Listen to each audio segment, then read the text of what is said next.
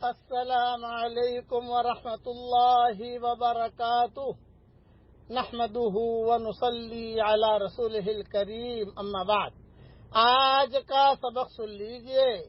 آج کے سبق کی سرخی ہے نماز سے دوستی کیجئے، پارٹ نمبر 102۔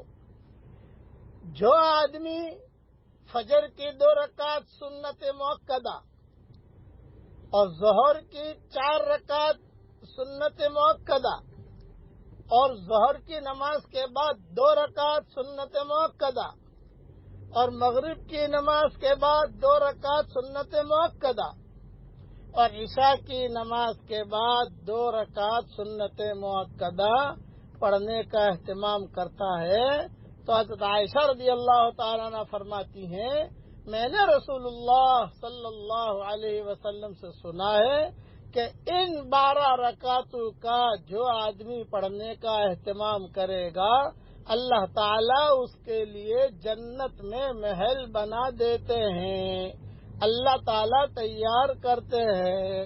یہ حدیث نسائی شریف میں ہے۔ کتنی فضیلت ہے!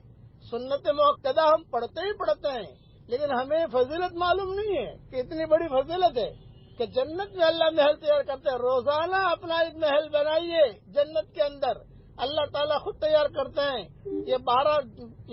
یہ جو سنت مؤکداؤں کی فضیلت ہے، اس لیے اس کا بہت اہتمام کیجیے۔ بعض مرتبہ آدمی غفلت کی وجہ سے سنت مؤکدہ کو چھوڑ دیتا ہے، چھوڑنا نہیں چاہیے۔ ہاں، سفر میں ہو وہ بات الگ ہے، بیمار ہو وہ بات الگ ہے۔ سلف صالحین کا معمول تھا، کبھی بھی سنت مؤکدہ چھوٹی تو اپنے گھر والوں کو کہتے تھے، آج میرا جنت میں محل نہیں بنا۔ بیگم پوچھتی تھی، اس زمانے میں تو بیگمیں بہت ہوتی تھی، آج تو ایک ہی پر معاملہ چل رہا ہے، لیکن وہ بیگمیں پوچھتی تھی کہ حضرت کیوں نہیں بنا؟ یہ کہ میری ظہر کی 4 رکعت سنت مؤکدہ چھوٹ گئی، میری جو مغرب کے بعد کی 2 رکعت سنت مؤکدہ چھوٹ گئی۔ یہ اہتمام ہوتا تھا۔ اس لیے کہ جب بھی سنت مؤکدہ پڑھیں، یہ حدیث ذہن میں رہنی چاہیے۔ فجر سے پہلے 2 رکعت سنت مؤکدہ، ظہر سے پہلے 4 رکعت سنت مؤکدہ، ظہر کے بعد 2 رکعت سنت مؤکدہ، مغرب کے بعد 2 رکعت سنت مؤکدہ، عشاء کے بعد 2 رکعت سنت مؤکدہ پڑھنے والے کے لیے جنت میں فری محل تیار ہو جاتا ہے۔ کوئی پیمنٹ نہیں کرنا، کوئی چیک نہیں دینا، اور تیار جا کر بیٹھ جاؤ۔ اللہ تعالیٰ ان محلوں میں رہنے کی اور ان قصور میں رہنے کی اور ان باغات میں رہنے کی اللہ ہم سب کو توفیق عطا فرمائے۔ آمین۔